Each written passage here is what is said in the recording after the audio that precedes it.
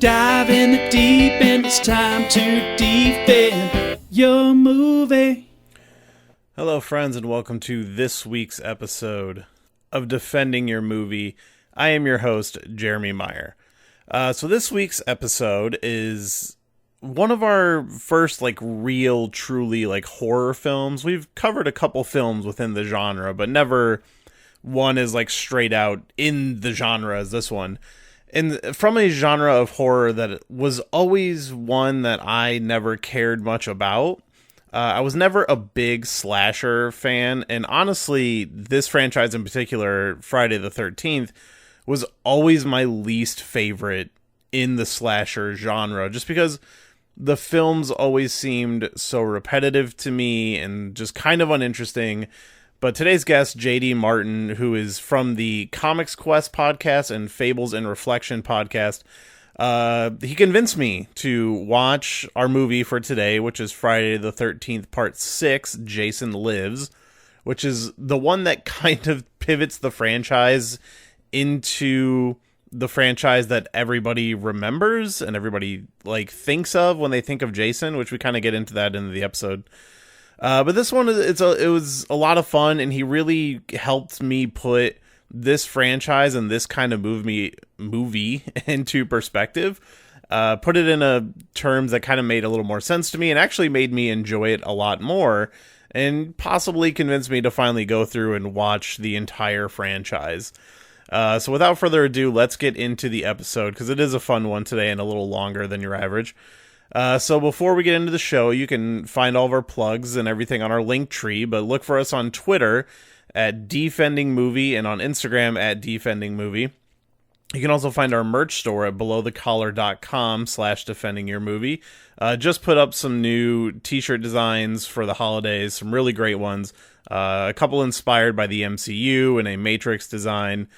Be sure to pick up one of the shirts, go see a movie, snap a photo of you in the shirt and send it to me, and I'll send you a free shirt from the website. Anything from Below the Collar. There's some really good stuff. Doesn't have to be one of mine, but can be one of mine. So yeah, throw that out there. Also, don't forget, we are always sponsored by the Cryptic Closet. Go to crypticcloset.com, get your horror-themed merchandise. Perfect for this episode. There's actually some really great Jason-inspired designs on Cryptic Closet. Actually, some of my favorite designs on there are Jason inspired. So be sure to go check those out. Use promo code DEFEND on checkout and get 21% off your order. So without further ado, let's get into today's episode on Friday the 13th, Part 6, Jason Lives.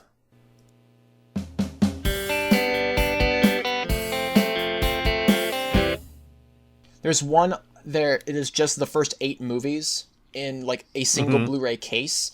And then I believe it was Shout Factory. They released a giant $150 box set that has every movie. I think it even has Freddy vs. Jason. Plus it has several discs of commentaries and behind the scenes and documentaries all come on. And it's this giant box set. I know you've probably seen him in the chat. That guy with the camera is I think it's the only one that I know who has that box set. And I'm extremely jealous, and one day I'm going to either get that or just get the main run. Yeah, so we can actually just dovetail right into this then, since we're talking about it. I did guarantee I know somebody who probably has that box set. I have a coworker who is just all in on this kind of stuff. But have you always been a Friday the 13th fan, or a slasher fan in general? So it's funny that we're talking about this franchise because it's actually Friday the 13th that got me into horror. So when I was a child, the closest I got to horror was the Disney movie The Black Cauldron, which to this day remains one of my all-time favorite Disney movies. It is a classic. It is deeply flawed. It is a major compromise of a great book series, but it makes up for everything in wonderful animation and a great score and a beautiful, haunting atmosphere. And outside of that, there was also Scooby-Doo and the Blade trilogy. While everyone was getting into Spider-Man and X-Men, I was getting into Blade. Yeah. And that was my thing. I remember watching the third movie for the first time. I watched it as a TV edited version on Spike TV. So this would have been and the movie came out in 2005. So this must have been either late 2005 or early 2006 when I first saw it. And because I was at the time, I must have been like 7 years old. So I was terrified when I first watched Blade Trinity, but I was also quite intrigued by it. And eventually I got over my fear of them, and just because I just kept watching them over and over again. And it wasn't until I was about 11 years old. We had just moved back to Texas after living in Washington State for about a year and a half to 2 years. And at the height of the disc Netflix craze, one of the movies I asked for us to rent was the original Friday the 13th. Don't exactly remember why, but I just asked to, and I watched it through a crack in my bedroom door while I was outside, because it scared the ever living shit out of me, and that started like my burgeoning love of horror. I then moved on to Psycho, The Exorcist, Halloween, The Evil Dead, Rosemary's Baby, and I just kept going and going and going. And it actually wasn't until I think maybe my sophomore year of high school, might have even been my junior year, I watched the first four, binged them one night. And then for a long time I just stopped watching slashers. I just wasn't interested in them for a good long while, until after I graduated high school, and then I got back into them. And I don't know, I love slashers. I love a good fun slasher. That's why I particularly love the Friday the 13th movies. They just kind of feed my little horror soul. And I love Nightmare on Elm Street. I love the Halloween franchise. Except I feel like the Friday the 13th just has just that quick, dumb, popcorn fueled fun that other franchises don't. That's maybe a really good way to put it. This is the popcorn movies of the horror films. Absolutely. Like, you go in to see like a Fast and Furious movie or something, like you're going there for dumb action. In a Friday the 13th movie, you're going there for dumb kills. Versus like Halloween has that, but some of those movies also have something to say, like maybe lesser in some of the sequels. But I'm not a huge slasher guy. Like for me, Scream kind of killed the slasher for me, because I was like, well, that was great, but they showed you all the holes, and I was never a big slasher guy. And that's why for me Friday the 13th was always kind of the lowest on the list when you think of Ghostface, Michael Myers, Freddy Krueger, Jason. I was like, well, those movies are kind of just a one-trick pony, versus some of those other ones are a little more interesting to me. But watching this one today, which I literally watched it today while I was at work and stuff, which I knew this one, it's a little different from some of the others, but I was like, it is just kind of fun. And it literally is just Jason moving from scene to scene and just doing things. And that's totally fine. That's what the franchise is supposed to be. And I want to kind of dig into the history on how this movie came about, because it's quite fascinating, and the influences that fueled the creation of this movie, because it's really, really weird.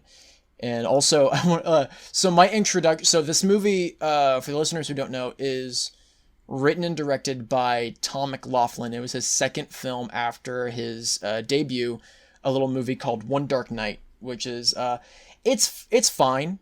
It's just a little gothic horror movie about a teenage girl who through a hazing ritual is told to spend a night in a mausoleum, and then dead things start popping out. As they do. That was released in 1983. This was released in 1986. Funny thing, this movie is 86 minutes long.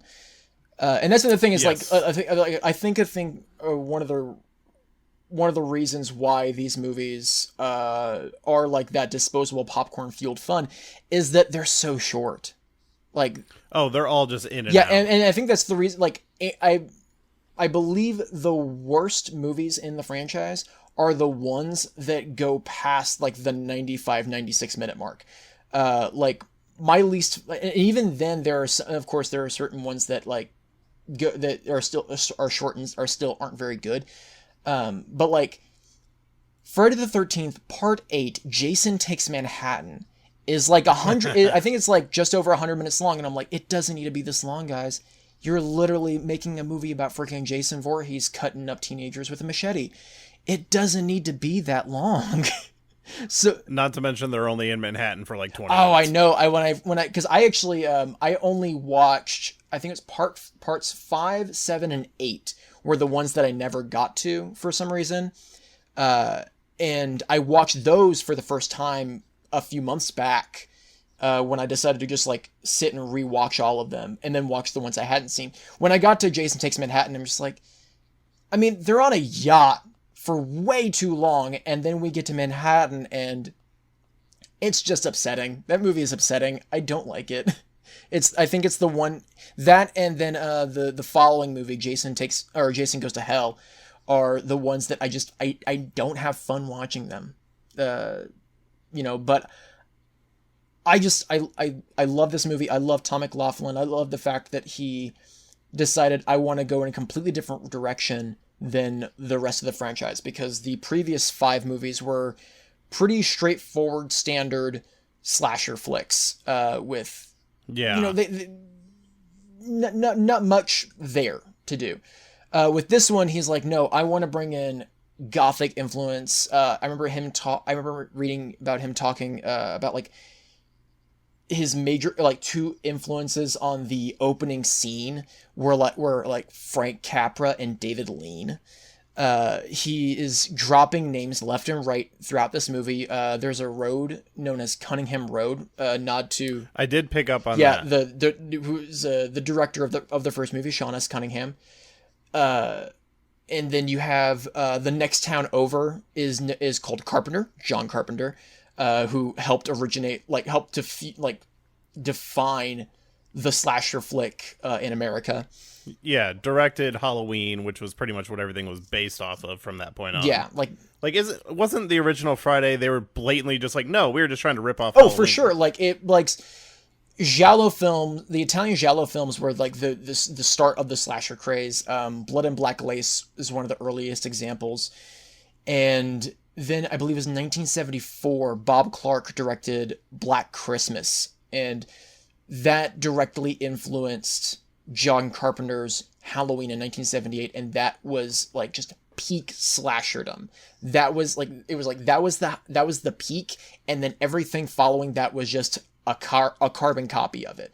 Everything from the Prowler, Happy Birthday to Me, Chopping Mall, all of this stuff, Sleepaway Camp, Alice, Sweet Alice, all these movies were just taking away from Halloween. And Friday the 13th especially, Friday the 13th, as they said, we're just building up, like it was in 1980, so it was just 2 years removed, not even 2 years removed from that movie. I mean, they would have been filming the year after, maybe just mere months, because I believe Halloween, the original, came out in like November of 78, so they would have been shooting the first Friday the 13th just mere months after Halloween. So it was a direct copy of Halloween.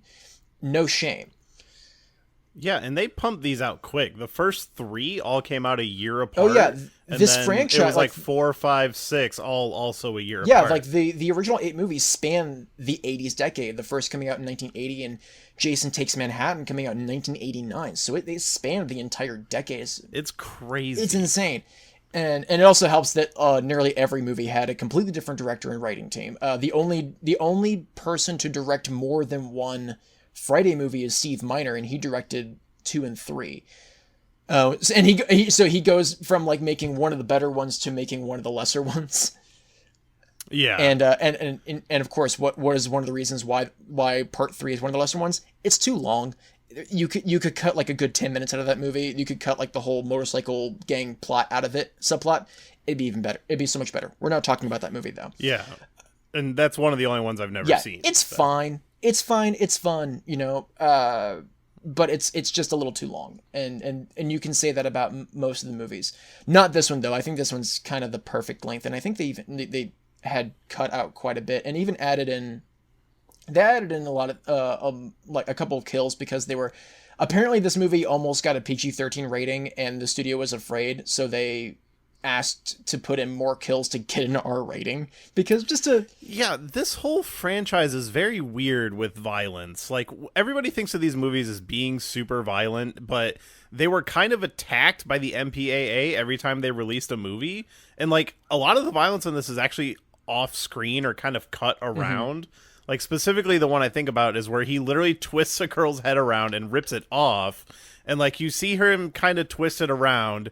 They cut away as he rips it off, but you hear the noise, and they kind of cut back and you see like, oh, her head is now detached. Like they're really kind of tame, especially by today's standards. Oh yeah. And it's funny that you mentioned that specific kill because that was one of the ones they added in later. It was there was a novelization. I forget who the writer was, but that like in the novelization, that kill isn't even like written about. It was all it said was like she got they had the scene of her getting ripped out of the cabin and through the window, and then cuts to another scene, and then we see her head pop up in the police car later that's in the movie. So they went back and added the scene of her getting her head twisted off. Also the scene of like there's the couple who are like having a picnic in the woods at night. Like you do. But like them getting murdered was them getting like impaled back to back was added in. I believe all that, and as well as the cemetery caretaker getting killed by his own bottle of liquor was also added in. One of my favorite characters in the movie, honestly. He is kind of fun. Which most of the characters in this movie are super forgettable. Like I think with most of the Friday movies, like I remembered, was it Tommy Jarvis? Yeah. Is that his last name? Because he's in multiple movies, that character, even though it's a different actor. But the only like 3 characters I guess 4 is Tommy, Megan, Court, and that the caretaker, because the caretaker has like my favorite line of the movie, which is a clear bash towards critics, which is, you know, what kind of sick people find this entertaining or whatever.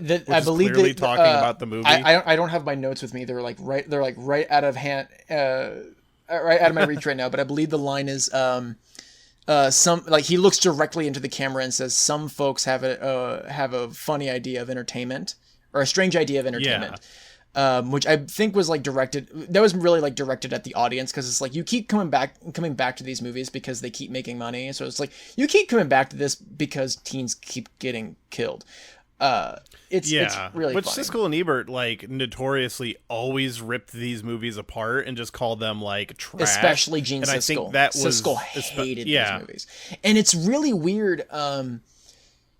Gene Siskel, I believe it was Gene Siskel, when the first movie came out, he doxed the lead actor in that movie, the lead actress. He doxed her in his review. He found out where she lived, and in his review, that's true. Like said like, hey, if you're reviled by this, if you find this movie reviling like I do, go to her house and tell her how you feel. And I'm just like, God, Siskel, that's moron. Awful. I mean, looking back on that today, it's just like even at that time was just such an awful and weird thing to do to someone. I've actually seen that video clip. Like it's insane that he just thought that was okay. Yeah. Siskel, weird dude. And of course, continuing a trend with him, like he of course bashed this movie as well, which, come on, this movie's fun. It's fun it's disposable fun. And like you talking about like all the characters that you don't remember. Like I remember the characters, but mostly because I've seen this movie multiple times. I try to watch it every year. maybe even twice a year. Just yeah, because. this was the first watch for me. So, like, some of it I was familiar with just because, like, while I've never seen this whole franchise, I have watched tons of, like, retrospectives and, like, video reviews and stuff on all of these movies.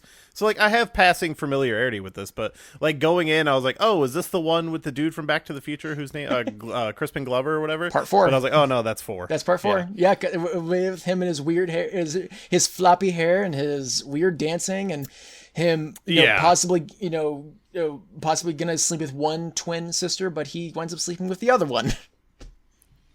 Yeah, but like going in, I was like, oh, like I immediately enjoyed the like setting and the tone they were putting off, like in the first 5 minutes in that cemetery scene. Like it feels like it had a production value that's a little higher than your average Friday movie at this point. Yeah, like Tom McLaughlin specifically wanted to give a nod to the Hammer movies that he loved as a child, and have that they shot that whole. Most of this movie shot on location, but that opening scene with Tommy and his friend Haz going to Jason's grave, that was shot on a soundstage, and so that way they could control all of the wind and fog and make it real, like have this beautiful gothic atmosphere. It's like that felt right for McLaughlin, because that coming off of making an entire 88-minute gothic horror movie already, that was him just bringing in his own flavor to it, and then having him set the tone right away with a parody of the James Bond gun barrel. Oh God, scene, yeah. which was so fun. Like, I remember hearing about that before I saw the movie, and then when I finally watched the movie, I was just like, fuck yes, this is exactly what I want. I want 8 more of these. I was familiar with that being the opening to one of the movies. I forgot it was this one, so I was kind of excited when that popped up. Yeah. Especially because I'm a big James Bond fan, so I was like, oh yeah, absolutely. And this movie is really funny too, because there are a lot of this movie is a major outlier within the franchise for a number of reasons. Like, it's the one that it has the most overt comedy, especially involving Jason. When the character that he pulls through the window, Sissy, when he pulls her through, there's a cutaway shot to her slippers falling on the floor, which is, I think, is a little fun gag. There's the moment when he kills the misogynistic paintball player, rips and he wants to he just wants the machete, and he rips the dude's arm off, and but you don't even know it until you cut back to Jason, and then he lifts the arm and machete up into frame, and it's just looking at it I'm that strong? Holy shit.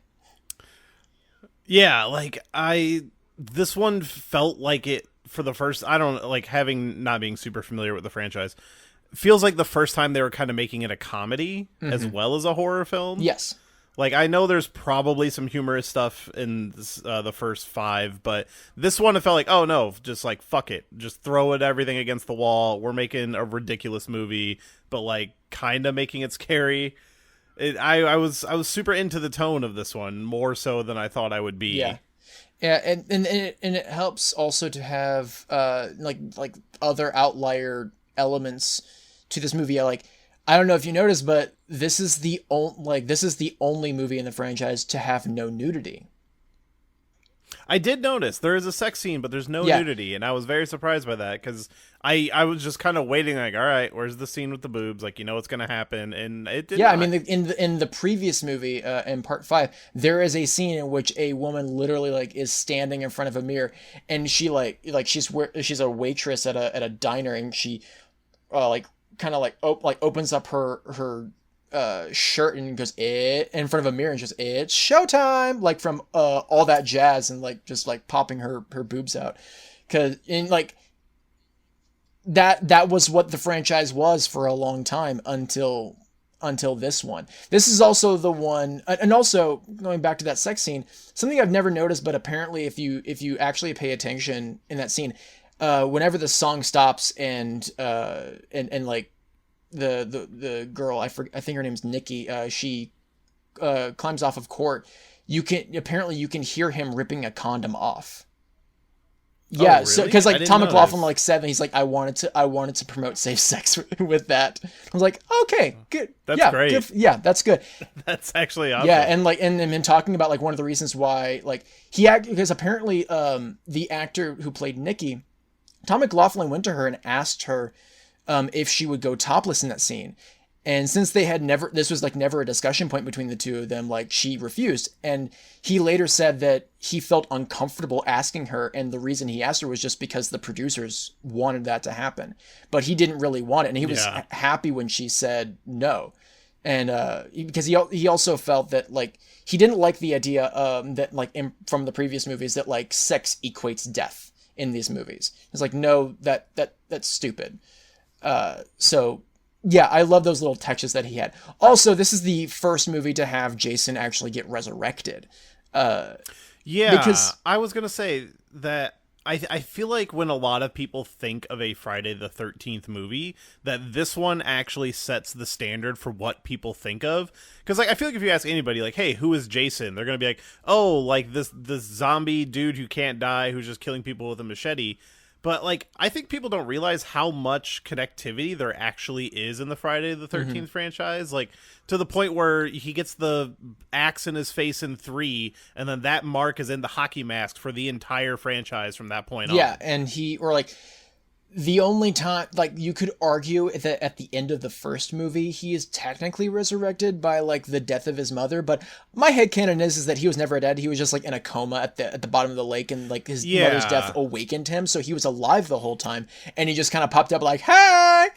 And then... I heard a theory that, like, he was alive and just wandering lost in the woods, and he happens to stumble across his mom as she got decapitated, which they kind of use in the remake a bit, like the opening of the remake, where he sees his mom get decapitated, but or you know, she's clearly crazy. Maybe he was around the whole time and she just didn't notice because she's out of her mind. You know, like, there's definitely a question to how it works there, but I feel like there's ways to kind of talk around it. Yeah, but it wasn't until... I always took that scene from the original as like a dream. Yeah, and it wasn't until the end of the fourth movie when he was like legitimately dead. Tommy Jarvis legitimately chopped him to pieces. And it was in the fifth movie, which was called A New Beginning. And there was the reason because it's called A New Beginning is because Jason's not in it at all. It is the Halloween 3 of this franchise. Like, Jason's not in it at all. They wanted to like introduce a new killer, and you know, spoilers for a movie from like 1985. You know, it's revealed that the killer with a very different Hawking mask throughout that entire movie is actually an EMT who snapped after seeing the body of his dead son. And the end of the movie the very final scene of the movie implies that Tommy is supposed to be the killer. But people didn't like that. So they took away that idea, and Tom McLaughlin introduced the idea that like, no, he just, you know, it was another dream sequence that Pam had. Like, in this movie, he's actually he's driving Pam, the woman who survived at the end of part 5. He's driving her truck in this movie, so like presumably like they were able to, you know, become close, and most likely like either she passed away or you know, she just no longer had use for it, but she, you know, gave him his truck or gave him her truck, and now he's driving, and it's the one that he's driving throughout the movie. Yeah, but like, so this is the first one to have him being resurrected, and he gets resurrected in the most Frankenstein way possible of getting struck by lightning twice. And through that becoming an unstoppable murder machine, because he's like just absolutely freaking immortal in this movie. And it's great. Yeah, and I honestly think if you were going to keep this franchise going, that they made the best choice possible. But it does also lead to this weird moment where because they talk about they have to have a weakness for him, and for some reason Tommy Jarvis just knows like, oh well, we got to sink him in the lake. Like, I think there's, like, a throwaway moment of him, like, reading a book where he maybe gets the idea. Yeah, I think it's kind of just like, thrown in there. Oh, God, it's in my notes, and I can't reach him right now. It's like a something to, like, an introduction to occultism or a companion to occultism, something like that. And I saw that, and I immediately felt like, yes, required reading for all horror movie characters. And but like yeah, like Yeah, and like who's to say that book would even be correct? yeah, who knows? But I mean, like, even I mean, it feels like even Tommy's like he seems very sure of himself, but you have to think like I don't know. I feel like Tommy is like questioning this himself, but he's just trying here. He just wants to get rid of Jason. Like that's his whole deal. That's like the way the movie opens. That's why he gets resurrected. Is that Tommy was just he's dealing with large amounts of trauma from the event, from what Jason did to him as a child. So, he lashes out at Jason's corpse, which is very funny. It was also funny that he's even a corpse because in A New Beginning, the previous movie, the mayor reveals that he was cremated. So, yeah. Oh, really? And then they actually cut this out. Originally, they were finally going to introduce Jason's father, Elias, in this movie. And they were going to also have Pamela Voorhees's grave was going to be right next to Jason's, and they were going to have to figure out why, who paid for them to be put in the cemetery, and they were going to introduce his father. But Tom McLaughlin's like, no. I actually thought about that. Yeah, it's no, I just want Jason to keep going. So they completely scrapped all of that and just said, we're just going to have Jason in the grave, and there he is, and that's how it's going to be. And then of course things go awry and people die. Yeah, I haven't seen all of these movies. I've seen the first two. I've seen Jason. Like the Freddy franchise, I have seen the worst ones the most times. Like I've seen Jason Goes to Hell and Freddy's Dead more than any other films in those franchises.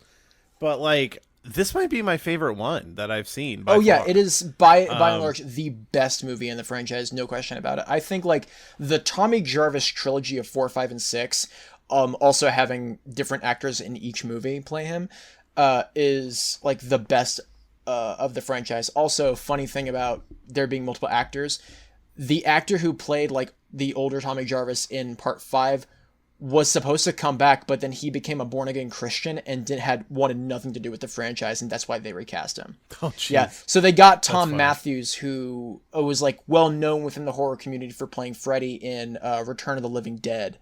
And Tom McLaughlin, didn't even know I actually who meant to look that up if that was him. Yeah, it's him. It's the kid from Return of the Living Dead, who also spoke to his supervisor in that movie was in Poltergeist. So that movie kind of has a lot of people who went off into were in different franchises, and yeah. Yeah, I actually really liked him as Tommy, and I did mean to look that up because Return of the Living Dead is one of the first horror movies I remember really fucking me up as a kid. That was one I saw way too young. And it's a comedy, but it's also just a dour film, so that one always stuck with me. Yeah, I remember. But, and he's also in the second one too, as a different character. Huh. Okay. Oh, in the second Return of the Living Dead. Yeah. I still haven't seen. I've only seen that first movie, and the second one. I'd like to get to the other ones. I am someone I do generally like to go check out any horror movie I can, because you never know when you'll find a little gem, with Friday the 13th Part 6. It's this is the sixth movie in a horror franchise. Is it actually going to be good? And it turns out, yeah, it actually is good. Yeah, and I feel most Friday fans will probably go up to bat for 4 and 6, but then there's the people who oh no, Jason X, man, that's the one. And I'm just never on that train. No, me neither. And I saw Jason X and Jason Goes to Hell when I was younger. I actually, because I saw the first two fairly young, when I was about 11. And yeah, I was pretty young, and I saw bits and pieces of the first one at my cousin's house, and it was just oh no, that's scary. I remember the Kevin Bacon arrow scene. Oh my god, what a great! And I was kill, oh too. no, I'm too young for this. Yeah, and that's actually the reason why I think that's one of the reasons why I watched the first movie, is because I knew Kevin Bacon was in it, and that was right around the time in my life when I got really into Kevin Bacon. As we all do. I think my mom mentioned to me about the game around him, 6 Degrees of Kevin Bacon, and we randomly found the book that the creators of the game wrote at a Goodwill, and I immediately I've seen that in a Barnes I and Noble immediately before. picked it up. I no longer have it. It's somewhere out in the ether. But was flipping through, and I would use that as a guide to figure out what movies I wanted to watch. And that's how I finally watched Diner and Footloose and Tremors, and I got to watch all these wonderful movies that I continue to love to this day. Like, I am probably the number one Footloose fan in the world. Oh, I love Footloose. I fucking love that movie so much. And like, that was like my mom's favorite movie, so I saw it a lot as a kid. And I'll be honest, I did not hate that remake either. I took my wife to see it. I was like, this is fine. It's not the Kevin Bacon one, but I have enjoyed no it. idea what you're talking about. There's no such thing. Totally did not happen. Yeah, that this whole podcast is based on movies we'd like to say that about. Look, and look, I know it exists. I have never seen it, and to be honest, I don't have the drive to. I don't have the desire to see it. You don't need to be perfectly honest. But like, as someone who was taking their wife to see it, and I was like, oh, well, I'm going to be watching it anyway. I might as well just like try to enjoy it, and it was fine. It's totally fine. Sometimes you find those gems. Like, I remember my parents dragged me to go see 10,000 BC. Do you remember that movie? Yeah, I've only tried watching it once. It was while we were at work though. I couldn't really pay attention to it, so I never got I through was it. dragged to go see it in the theater, and I genuinely tried to fall asleep watching that movie, and I just couldn't do it because I was like, oh no, this movie's actually kind of cool. It's okay. Yeah. It's fine. Yeah. Yeah, but oh, sorry, go ahead. No, I like this franchise has always just been one that I've always been like, well, it's the lesser horror franchise for me. But like, this is so last year, or I guess it was like 2 years ago at this point, I had never seen all of the Halloween movies, and I borrowed the Blu-ray box set from a coworker, and I'm like, you know what, I'm gonna go through them all, and I spent like a weekend just going through them all. And, it's the same thing with Nightmare on Elm Street and Friday the 13th. I've only seen, random smatterings of the movies, but I was actually thinking of like, oh, maybe Friday the 13th will be the next one I go through, and this might be the kickstart for that, because I actually enjoyed this, and I was kind of skeptic going in. Yeah, I will go ahead and let you know that most there are certain stinkers in this franchise, but there are some movies where, like, because they're so short, like, you can still enjoy them. Like, I will also really go to bat for the following movie, Part 7, The New Blood, mostly because I love the idea of bringing telekinesis into this franchise, and like that being the reason why he gets resurrected. That one. Like, it's all about like a young woman who has telekinetic power since she was a child, and she's traumatized by the fact that she lashed out at her abusive father, and it caused him to fall in the lake and drown and die. So like, she and her mother and her doctor are returning to the lake, to her childhood home. Also, just across the way, there's a house where a bunch of teenagers, or like a bunch of young adults, are having a birthday party, and through her telekinetic powers, she accidentally resurrects Jason out of the lake, and that screws up everything. And it's a pretty good movie. And actually, another thing I wanted to bring up is this is, for some reason, the only movie in the franchise to have campers in it. Is that true? Yeah, none of the other, like, so like in the first movie, you've got all these camp counselors like repairing the Camp Crystal Lake and trying to get ready for the season. That's when Pamela Voorhees comes along and destroys that whole idea. Then with the second movie, it's actually a different camp on the lake, but it's still just counselors getting ready. Like, they're at like a counselor camp themselves, like getting prepared for the campers to come.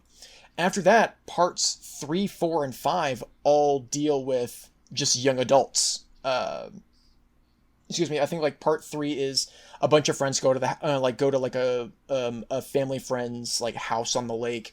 Part 4 is the Jarvises live in a house out in that forest, and then a bunch of kids come stay at the house that's just across from them.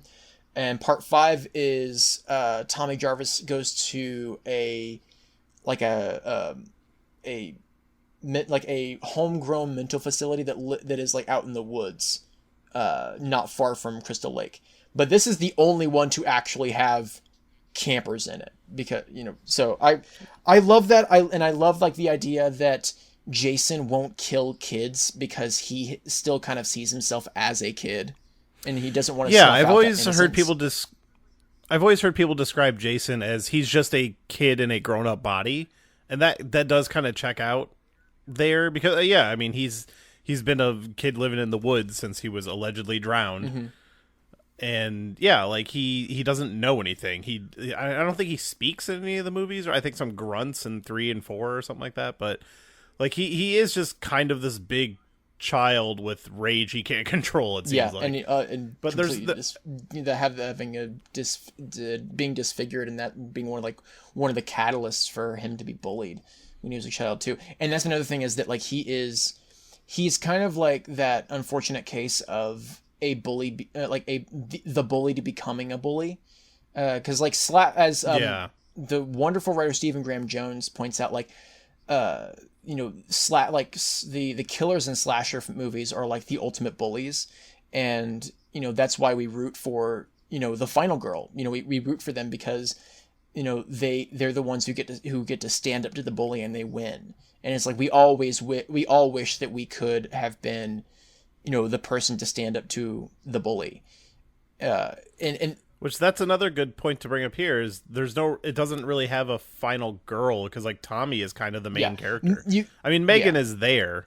I would like to think that Tommy and Megan got to after this they went to a whole lot of therapy, and dealt with this in a healthy way, got married, and went off and lived a quiet little life out in the countryside somewhere, far away from a lake. Yeah, because this is the last one he appears in, right? Yes, he doesn't come back. That character. I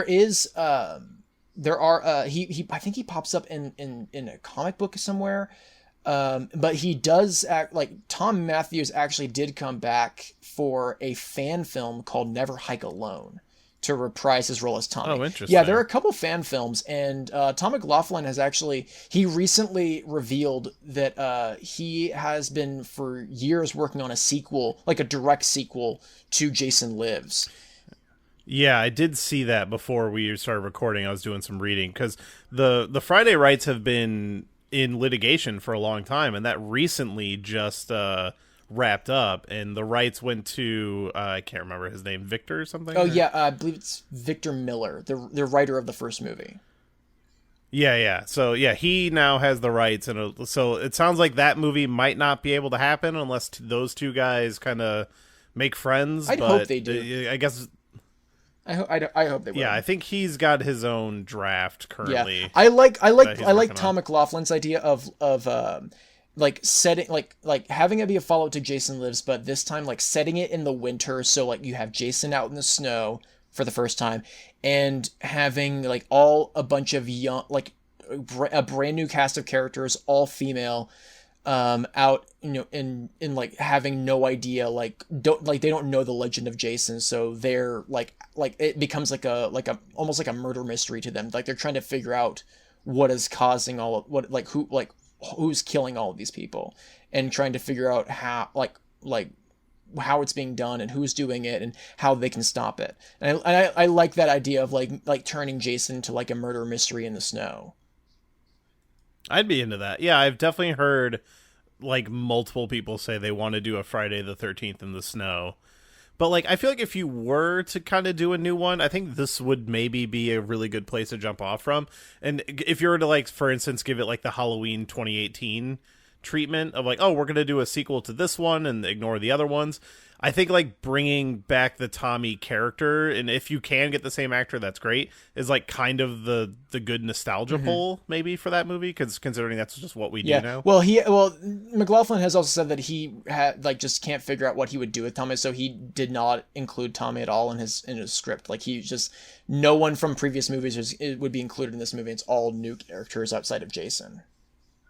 That's also and I like that idea. Also, you bringing up like Halloween having multiple timelines, which I just find fascinating to think about every once in a while. Friday the 13th, I feel like does have multiple timelines, and I think that mostly has to do with like the New Line Cinema movies that started with Jason Goes to Hell, but they just never discuss it they never like no one ever says like, oh yeah, like the 2018 movie is a direct sequel to the first movie, or resurrect, or like Halloween 3 is off in its own universe or anything. Like no one ever talks about that. Here it's just kind of like an unspoken rule of like, oh yeah, this one is probably like, Jason Goes to Hell. Jason Goes to Hell has to be like a direct sequel to like 3 or 4, like probably like 3 maybe, I don't know.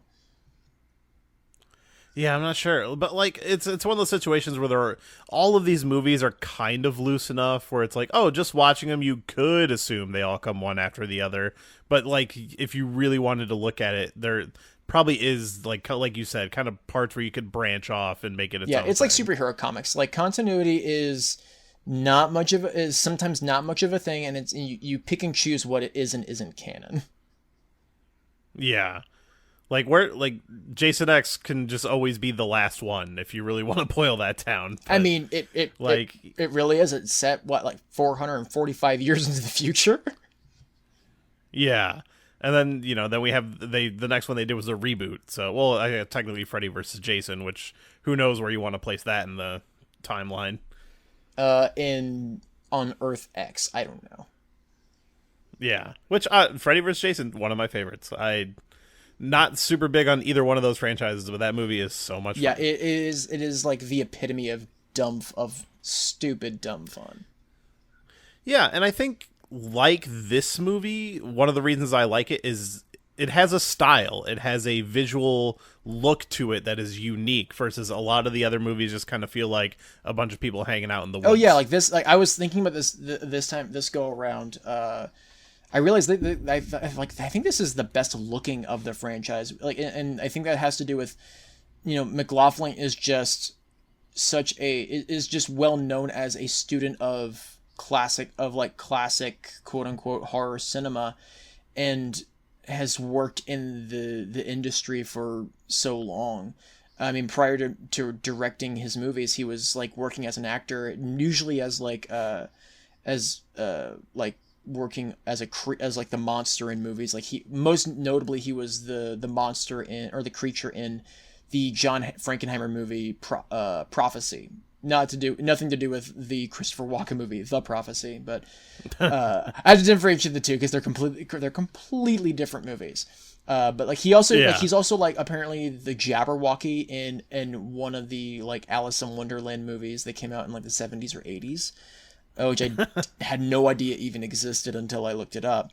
But yeah, honestly, like it's funny. Like after this movie, you think that McLaughlin would be launched into stardom and like continue to make movies, but he really didn't do like he has done it quite a bit since then. But he's made a lot of made-for-TV movies, a lot of Lifetime movies. He directed an adaptation of the Stephen King short story Sometimes They Come Back for TV. Which I've seen. That's like the only other thing in his filmography that I've actually seen. Yeah, and it's good. It's good. Those movies freaked me out. One Dark Night just recently got a brand new Blu-ray release that I think has like a director's cut because he was notably like not quite happy with the cut of that movie. Like it was taken away from him and recut, and they changed the ending. And he's like the one now is fine, but there's a different cut that you can see now. And the movie he made after this, Meg Tilly's in that. Yeah, movie. Meg Tilly. She's the lead. Adam West is in it. As oh wow. Oh yeah, and he's pretty. I might have to look this up. It's a pretty. If you listeners, if you have Shudder, you can watch One Dark Night there. Oh, yeah. Awesome! I don't have Shudder. I totally recommend getting Shudder if only so you can watch that. And then also get to watching Creepshow, the TV show. It's the show. I forgot that existed. Yeah, it's great. It's really, really good. That first season can be a little tough to get through, but if you really want to, you can just completely skip it and go over to season 2. Since every episode is 2 stories, so that one the first season is okay. And it still has some gems. But that second season, especially the Joe Lynch directed sequences, they're great. But that whole second season is great, and I think season 3 just came out as well. I just need to bite the bullet and get Shudder because I know there's a lot of stuff on there I want to check out. And also, what's great about Shudder, it's like $6. It's super Yeah. cheap. Oh yeah, I should totally do it then. So I highly recommend. I recommend checking out One Dark Night. It's pretty fun. I think it's also a movie that would definitely benefit from a remake. In just Yeah. I think like my major issue with that movie is the supernatural / paranormal elements of the movie aren't tied at all to Meg Tilly's character. And I think it would benefit the film a lot if it was tied to her, her being the main character. Yeah. So whatever. But Tom McLaughlin, I think the only other movie like released in theaters, or he made 2 other movies that got released in theaters. The most recent was from like 2000. It was a movie called The Unsaid, starring Andy Garcia. And the only other movie he did was right after this, and I think it was Date with an Angel, I think it was called, and it's about something. Yeah, I saw that on there. It's such a weird premise. I'm honestly surprised he didn't direct more of these, because like this one clearly is like one of the better directed ones of the franchise, that I'm surprised he didn't just get offered the next one right away. They might have, but I think he turned it down. Just because he didn't want to like get stuck in this franchise. And it's funny also, like he's even talked about like he is not like a slasher fan, but like this one just came up as an opportunity, and he felt like this was a good time for him to, because like with the fact that like people were so kind of like upset with the last movie not involving Jason, they really just let him have total freedom in the story of this movie. So he got to do whatever he wanted, and with that he decided, well, like slashers have been around for a number of years. I think it's time to really like kind of like just poke fun at them. And you talking about Scream, funny thing, Tom McLaughlin actually was in line to direct Scream, and he ultimately didn't, but when he was almost attached to it, he did meet with Kevin Williamson, and when they got to talking, Williamson told McLaughlin that Jason Lives was a major influence on him as a kid and was the reason why he wrote Scream. That I feel like I heard that. So I recently went through and just rewatched all 4 Scream movies, and I think I was watching some video talking about that. Yeah. So there you go.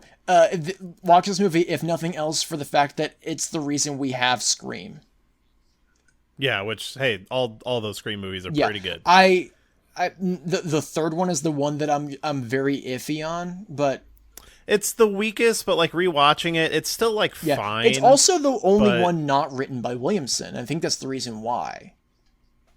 Did he do 4? He did 4. I'm not sure. Yeah. Okay. He did all but 3, and it just so happens that he wrote like a treatment, but he wasn't available to write the full screenplay. So they had to bring in someone else.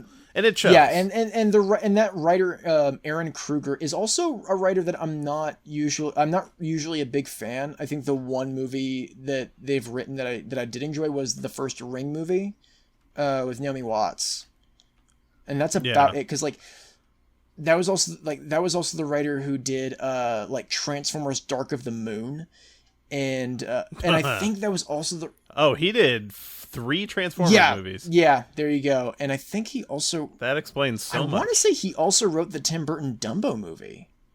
He did? Yeah. Oh, and that movie was awful. And there you go. Like, that was actually, like, when I found out he was the writer, I was like, ooh, I don't think that movie is going to be very good. And... Nope. He wrote all of the Ring movies. Okay, yeah. Well... And Reindeer Games. Yeah, this guy does not have a good track record. That's the same with, like, Akiva Goldsman. Like, he really has a terrible track record. Outside of the 2 John Grisham adaptations he wrote for Joel Schumacher. Oh, man. This guy wrote the new Top Gun. I had hope for that, too. Aaron Kruger? No, yeah. I don't... He's not working on that movie, is he? Yeah, Top Gun Maverick is on his Wikipedia. Oh, no. He's one of 3 writers on it, but Christopher McQuarrie also wrote on it, and he is great, so maybe he just did, like, the initial draft. He had to. I'm actually gonna be looking this up right now. Oh, yep, there he is as a screenwriter. Shit. Yep. And he was, uncredited for Scream 4. Okay. Well, there you go. So, if nothing else, like this movie inspired Scream, and that's important. And it's funny, like I would say like the three best slashers of all time are like the ones that are really poking fun at the slasher franchise. It'll be this, Scream, and Freaky, which came out last year, and I think is... Oh god, yeah, I still very much need to see Oh Freaky. yeah, Freaky is... I think that along with Love and Monsters and Birds of Prey were like my favorites from last year. Now, granted, there were a lot of movies from last year I still need to get to, but those are the three that really stand out to me. Yeah, 2020, just for some reason, I was just like, I was not watching anything that was coming out that year. I was actually instead going back and trying to catch up on all the stuff that I already hadn't seen from years past. So like last year, I think I maybe saw like a max of like 10 movies from last year. Maybe not even that. Yeah, I'm still trying to catch up on a bunch of 2020 movies, but yeah, like I think I like, because the slasher is not my favorite horror genre. I'm more of like a psychological horror guy, or like I like a mystery, which I think is why I like Scream and like some movies like that. But like I very much enjoy slashers that are kind of looking at the genre as a whole, and like the scenes with the kids in this movie just kind of like talking about, oh, we're definitely dead meat or whatever. And the one like, oh, what were you gonna be when you grew up? I love like, that I was line like, so what much. is this movie? I love that line so much. And like the little girl. Oh, and actually that brings me to one of my favorite unsung heroes in this movie is I don't remember the actor's name, but the character Paula. And she's the one who like goes up to the little girl Nancy and is like telling her like, when I like, what I would do when I was afraid when I was a little girl, I would count. I would close my eyes and count. When I would open my eyes, the monster would be gone. Give like MVP of this movie to be like unsung MVP in this movie, because like she quickly goes from being terrified on her own, but once the kids get scared, she immediately goes into mom mode and is like trying to calm the kids down and doing a beautiful job at it. Yeah. Love Paula. She is the best. She is, in my notes I put, she is the big sister we all wish we had. Yeah, she was legitimately great. Because like, yeah, as far as like Megan's character, like she kind of just gets roped up with Tommy and doesn't really accomplish a lot. I love Megan though. I love the fact that she's just like, I am hot for this guy, but also he is like he's super weird, but that's kind of cute. And also and once he starts spouting his Jason shit, I'm going to help him. Yeah, like without even, she never second guesses him for a second throughout the movie. She's like, oh no, I believe him. Let's just help him. Because he's hot. And meanwhile, her dad is the worst sheriff in history. Yep, and unfortunately, this was the last movie that Jennifer Cooke ever was in. This was like after this movie, she retired from acting and she went on to do other things. And I was like, no, it's kind of a bummer. I mean, like good for her for pursuing whatever other career path she wanted, but I kind of wish that she had gone on to do more things. Yeah, like her character didn't have a lot from like a writing perspective, but she had a lot of charisma in the role and like was enjoyable. Yeah, like everything, like every moment she was just like, no, I'm the only person who drives this car. Screw you. That was great. Yeah, like I enjoyed her presence. That's I mean, yeah, good for her if she went on and found her happiness. But I wonder what else she could have done. Yeah, it'd been nice. I would love to see, even if she like popped up like in a cameo in a later movie. That would have been cool. Yeah. Yeah. Like I said, if they do a new one, I think maybe bringing back some characters might be a way in. But I don't know. I honestly don't know what you would do with this franchise at this point. I think after the disaster of that remake, I feel like the franchise it felt like for a long time that killed the franchise, and now that the rights issues have been laid to rest, I feel like there is definitely a new movie on the horizon, and I'm very curious in what direction they're going to take it. Yeah, and I'll be honest, I actually enjoy the remake for what it is, but like I said, that's always been because I have never seen a lot of these movies, and that one I was just like, I enjoy it for what it was. Yeah, I'm not much of an I was for a while, but I'm no longer a Marcus Nispel fan. He directed that and the Texas Chainsaw Massacre remake and the Conan the Barbarian remake and the Pathfinder remake. Like everything he directed was like a remake. So this guy just remakes. Yeah, everything. and unfortunately, it's always like a lesser version of the original. Yeah, although I do know a lot of people that like that Texas Chainsaw one. Like I feel like that and the Friday the 13th are kind of looked at as like, well, they're not the best, but they're like better remakes than like what we get most of the time. I will say I do like that one, the Texas Chainsaw Massacre, the beginning. It was like a prequel to the remake. It has like Jordana Brewster and Matt Bomer and like introduces like introduces the family in a different way, and I kind of enjoyed that one just because like the fact is like, okay, this is a prequel and the family is still around in that other movie, so that means everyone has to die, and you're just kind of sitting there just like, oh geez, like it's kind of fun and it's nihilism in a way. Yeah. That was just the era of nihilism with horror films. Like because this was around that time when like Martyrs was coming out and Hostel was out. Yeah, like horror in the 2000s almost put me off of horror just because like everything was kind of the same. Like it's just going to end where everybody dies, and that's kind of just what we're doing. Yeah, and now. I think there was also like this was post 9/11, so they were dealing with a lot of that. Like I know actually and this actually reminds me of another of my favorite little nods in this movie. But like I remember Mick Garris was talking about how like there's this documentary I used to watch a lot, and I actually rewatched it this morning just to kind of get prepared for this.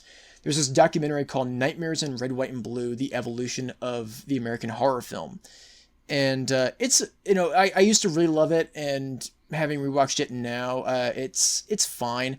A major unfortunate part of it is that like every person they interview is a white dude, so there isn't much. There's only really one perspective in it. Yeah. But Mick Garris was talking about how like a lot of the horror films that we look back on now as like classics at the time really like they probably didn't think they had like a political agenda, but we look back on them now, like we can look back on like a Night of the Living Dead and see see a movie where an unarmed black man is an innocent black man is senselessly murdered, and we can look back on that with 2021 eyes and see what that like we can dig into that. But at the time that's just and if you ask George Romero, that would not be his take on it. I mean, I feel like he definitely changed his answer later, and like it was like I didn't think of it that way at the time, but now that people say it, I totally agree with it. But he was talking about like in the future we're going to be looking back on movies that we make now that just seem like entertainment. We're going to look back on them and see the messages, like insert messages into them, like and he mentioned Hostel in particular, like a movie about xenophobia and how Americans, arrogant Americans can come in and just screw things up, and Europeans lashing out at that, and I was like, that's an interesting take. But another of my favorite nods in this movie is actually to Mick Garris. The sheriff, his name is Mike Garris. Yeah, and Mick Garris, what an unsung, like actually both him and Tom McLaughlin are like these. If you're like within the horror community, those two names, and like they are like the grandfathers, like the grandpas, or like the fun uncles of the horror community. Yeah, what did he did like Critters? Yeah, he did. I think the first movie he did was Critters 2, and then also interesting enough. So I'm a big fan of the Psycho franchise. Like it's weird that like the Psycho sequels are actually good, and they are actually. I watched them for the first time like a few years ago. And he directed the fourth one, the made-for-TV one that like deals with the relationship between Norma and a young Norman, and which I will say that's the only one I haven't watched yet. I bought like a 4-pack at like a half-price books that came with 2, 3, 4, and then like the TV pilot from like the 70s or 80s or something. And I watched 2 and 3, and then I was getting ready to do 4, and that's when we moved into our new apartment. And I just haven't gone back to it. I highly recommend that fourth one. Olivia Hussey as Norma Bates is great, but Henry Thomas, like this was like late '80s, so this was him, a few years removed from E.T.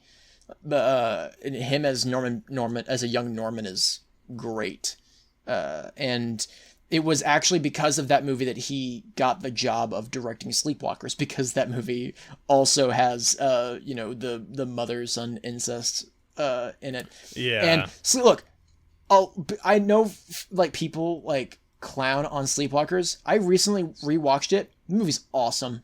It is such weird, fun entertainment, and it's such a fucked up weird movie. I love it.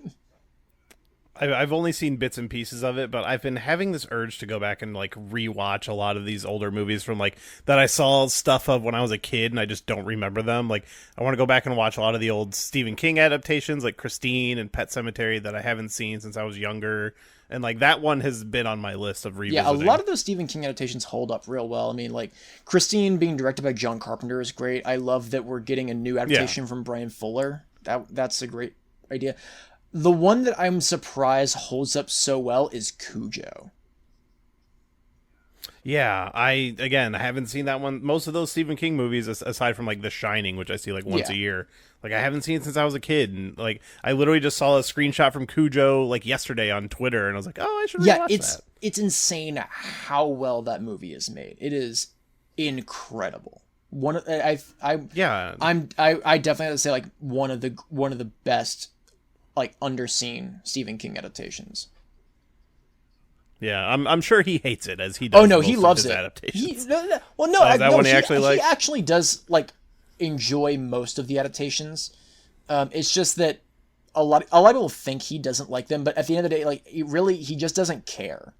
Like people ask him about him, but like I get the feeling at the end of the day he's like, like the movie is the movie and my book is my book and the book will live on. Like the only one that he just doesn't like is The Shining. And yeah, he was not, and he went on and made his own version. Yeah, and it's not very good, and he knows it. But like if you go back to like before, like as the movie was coming out, he was actually like he was still didn't like it, but he was a lot less harsh on it at the time. And I think that was mostly due to the fact that the critics were already harsh on that movie. So he felt like he's like, I don't want to just jumped on the bandwagon. Yeah, he's like, I don't want to like criticize it too much because it's already getting so much flack.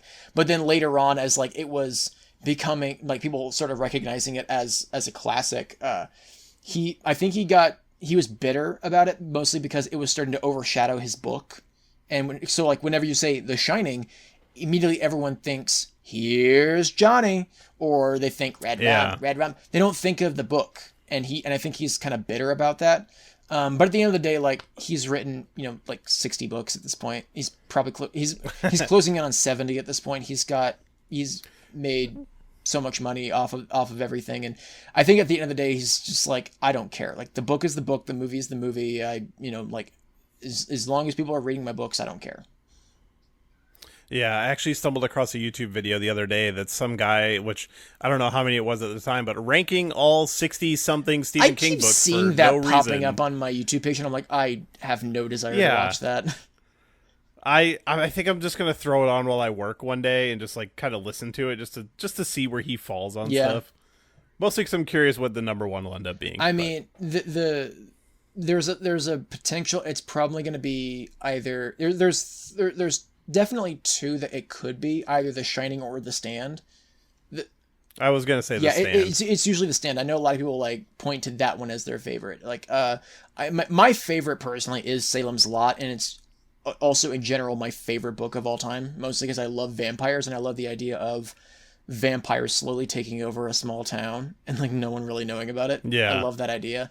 But I'm a big fan of like the weirder ones. Like, I think I'm in the minority in that I think the 90s is the most interesting period for Stephen King as a writer, because this was him coming off of, this was him finally sobering up, and he kind of stepped away from horror a little bit, or supernatural and horror of that nature, the last one was like Needful Things, where like he actually had like Leland Gaunt as this like demonic entity, but after that you've got Gerald's Game and Dolores Claiborne and Rose Madder and Desperate, like, so like a lot of these books that dealt with just real life horror events or would have very very minor supernatural elements, like The Green Mile has John Coffey, or like Insomnia is really weird.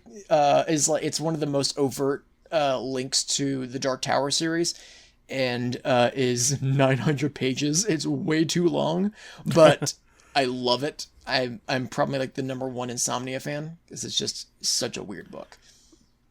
This is where I show my ass a little bit and say I have never read a Stephen King book, but I own multiple of them. I own every single one, and I'm slowly working through all of them. I'm currently reading Rose Madder, and it's very interesting to read, especially now since it deals with a someone who is running from her abuser and is trying to make a life for herself, and it's a very interesting read now.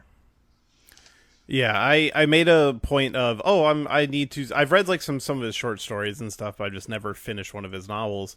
And I asked for a few for Christmas like a few years ago, and my wife's aunt bought me some, and now she's on this kick where anytime she buys a Stephen King book and finishes it, she's like, "Oh, do you just want it?" So like every time somebody goes over there and then they're coming over to our place, they're just always bringing me Stephen King books. I love it. I went from like, I had like 3 because they got me It, The Stand, and then one of like some random short story one that they got from what looks like a used bookstore or whatever. But now I have like The Outsider and one called The Institute that I'm looking at right now. Like I've just been slowly building a Stephen King collection. I think you'd really enjoy The Outsider. That's one of my like top 5 as The Outsider.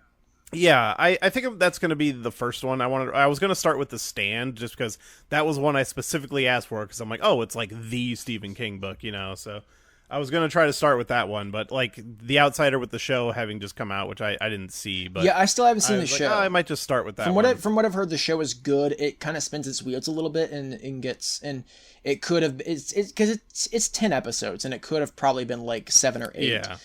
Yeah. Which, that happens and it's fine. But yeah, the book is great. I love the fact that it's like, it's like a police procedural and then delves into the horror like halfway through the book. It's pretty great. Which I love, like detective and police stuff. So that was another reason why I wanted to start. Yeah, no, like one. I'm currently like rewatching Criminal Minds and I'm like, I'm kind of mad at how much I like this show. Like it's kind of like, because also I love true crime and like I listen to like constantly I've been listening to like Let's Not Meet and My Favorite Murder, and I'm like slowly going like, man, I should probably be digging into like the Anne Rule books, like The Stranger Beside Me and Small Sacrifices and stuff like that. And now like going through another like watch of Criminal Minds and like with the intention of actually finishing it, because I've never finished it, because I usually get to like season 6 or 7 or whatever and I stop watching it. But I'm currently like at the end of season 2 and I'm like, oh god, I'm mad at how much I like this show. Yeah, my wife is a Law and Order SVU fanatic, so anytime she's watching, I'll usually be sitting in the room, like kind of watching it with her. Yeah, and actually, I have a friend of mine, Matt Storm. His wife is actually on an episode of SVU. Yeah, she's really? I think a couple That's episodes awesome. actually. That's great. Yeah, we are way off topic here. Hey, that's totally fine. We're still talking about horror. Yeah, no, it's totally within the ballpark, so it counts. But yeah, why don't we start wrapping up here? Do you have any closing thoughts on Friday the 13th Part 6? Which, like we said before, how many horror franchises can be as good as this movie this far in? Yeah, I guess my closing thoughts is just like, everyone could watch this movie. Like, it's so much fun, and I love that we're talking about this. Like, as of recording, we're like 5 days away from Halloween, so this is the perfect time to watch it. And also just like check out the whole franchise. Like I feel like a lot of people like will give this, not just this movie, like like the whole franchise kind of gives it some flack, but thankfully these movies are so short that, that they are just, as we've keep saying, like that popcorn fueled dumb fun. And this one is the best of it all. And it's just, you just sit down and just have some fun for 85 minutes. Yeah, honestly, that one phrase really reframed the whole franchise for me. Of these are popcorn horror movies, which I didn't even really realize would be a thing.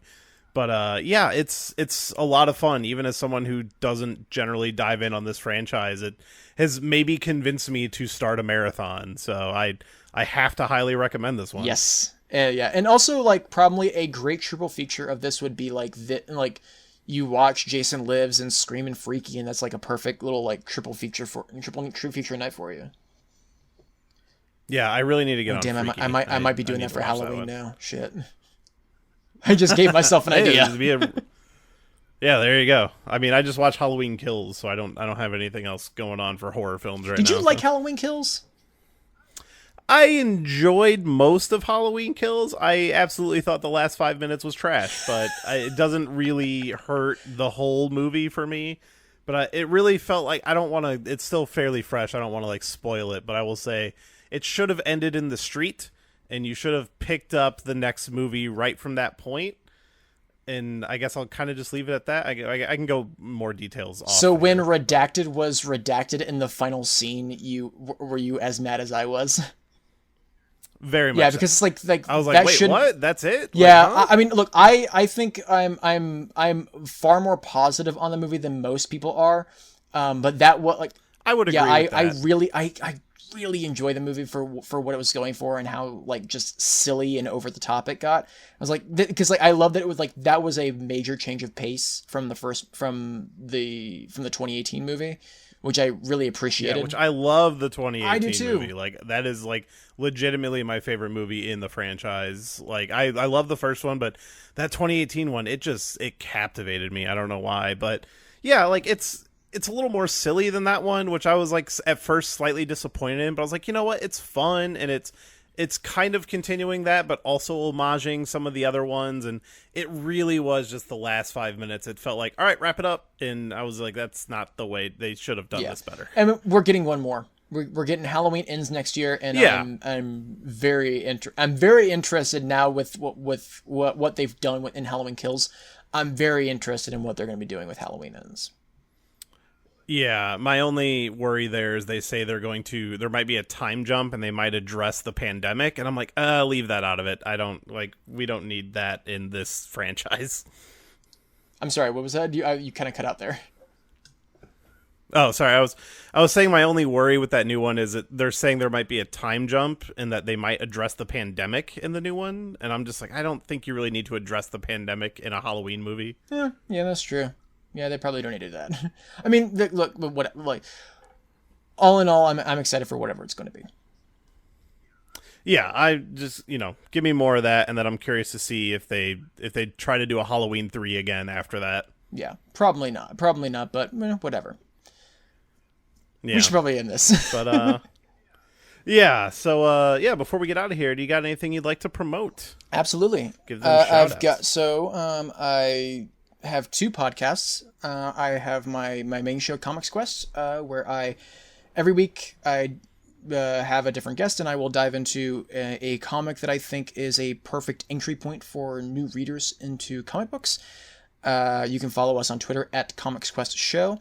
And I also, along with my friend Angela Bones Bullock, host the podcast Fables and Reflections, where we dive into the world of Neil Gaiman, going over all the books, movies, TV shows, comics, everything that we're working our way through the Sandman and doing that every other episode.